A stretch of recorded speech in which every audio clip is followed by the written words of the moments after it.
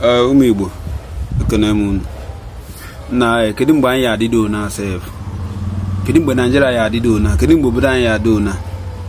So go to watch a good video. Look when I watch this video with me. Gonna forget obodo. Or anyway be here ko wa be here.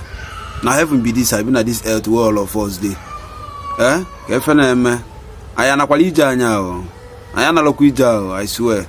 So go to create video one Lagodi City, one Lagodi City, one city chekoro, one here na hana wo Chicago in USA. Hell, one Lagodi, one Lagodi City. One Lagodi okuni hunelu one Nigerians sana majugodi konye mena this thing. Who do us this thing? Nigeria is very fine in terms of development. One Lagodi eligwe. But this thing or real, I beg me gonna answer me. Is this thing real? Eligwe no the real this color. Yeah? One lazy motor. The same motor. Okay, one motor in a hangar is already customized. Here, the richest man in France. Browse about Zios, you go see him. Browse or Zios, if you know the richest man in France. Oh, yeah, motor. The motor had to go customize. You obli agora motor ko name motor ni ku one oboro do lady man. Ina afia.